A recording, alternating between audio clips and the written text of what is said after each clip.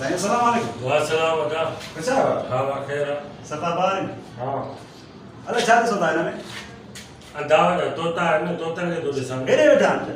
हाँ हेॾे जाते वेन तोता जाते वेन मर्द हिन में सॼो खाली ॾेखारियो, मां छा था ॾिसो? भाई न बाबा हाणे थोड़ो आस्ते आस्ते बनावा वाद थी थी ने अच्छा तोता हिन में हेठि मथे न ॾिसो लाती रहती कुछ कमु हुयो तव्हां में थोरो? हाँ हुकुम कर पोइ मनी अथव सॼो हिन से?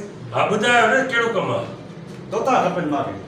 तोता मूंखे आहे हिकिड़ी जोड़ी हुआ तोखे कीअं ॾियांव तोता बाज़ार में पिया थी उहे अञा सुठा मिलंदई ॿिया न आहिनि तव्हां? न आहे ॾिसो आहे हले पंज ॿार चुगण न करिया अथव ॿार मतिलबु। हे तोता पिंजरे में न मुंहिंजा बा हे न अल्लाह कया हे तव्हां धारिया आहिनि त इहे त न ॾींदव न भला। पोइ इहो कबूतर खे जोड़ी कबूतर न आहिनि मां हिते विकिणा नथो हे मां पाण पालिया आहिनि पंहिंजे शौक़ जे लाइ वरिता आहिनि सम्झो हे जोड़ी आहे विकिणंदा न आहियो? न विकिणा नथो अञा मां वठंदो आहियां पैसनि में वठी करे पालींदो आहियां तोखे छा खपे हाणे? 6 किलो खपे। हा हले मां जो वापारी आहे तॾहिं मतिलबु। न बाबा वापारी जो मैं ही व्यापार करदो आहियां धोवा जाए ॾिसे न मसला में छा हो न तो कल ऑर्डर का तोता वाले जामरा था ॾिठो पर उन्हीं मूंखे ॾसे चए हिन वटि जेका गांव वटि ॾाढा कबूतर तोता वग़ैरह हूंदा न बाबा तू हल वो आहे घणे जी ये जोड़ी? हे रहे 800 रुपए जोड़ी आहे अच्छा 800 ही। हाँ 1000 वठो बस। न बाबा मां विकिणा ई नथो 1000 तोखे के चयो तोखे न नथो विकिणा अच्छा 5000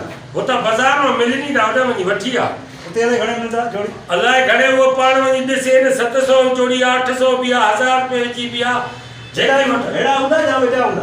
अहिड़ा ई हूंदा बाबा तूं आयो आहे न तुंहिंजो किलो मुंहुं ॾिसी करे बसि उॾनि था हिन वांगुरु साओ बि हूंदो हुते? साओ ॻाढ़ा सभु हर रंग आहिनि हुते अच्छा हा यार हाणे हिकिड़ो कमु कर भला हाणे तोता न तोड़े तुंहिंजो शौक़ु मां नथो वञा हा पिंजरो ॾे मूंखे। न मां पिंजरो न ॾींदोमांइ मां पिंजरो पाण हथ जो ठारायो आहे मां जो हे तोता जो पोकारे ते आहिनि हे पिंजरे दरी अथव न हिन में विया छॾियोसि न। और हिन दरी में मरी वेंदा न चरियो आहे छा न दरी में छा भला यारी हणोसि थोरी। छो हणा त ॼारी मां पंहिंजे पैसनि सां वरितो आहे हेॾे छो हणा खेर सां आहे असल ॻाल्हि इहा आहे न ॾिस तव्हांखे ॿ तव्हांजो हिते कमु हली वेंदो मूंखे वरी 50-60 दाणो आहे न। दा त वञी ॿी हंधा वञी वठो बाबा मां पाण शौक़ु कयो आहे मुंहिंजा बाबा छॾ 1000 लाइ छो कयो काथे मिलंदो हाले?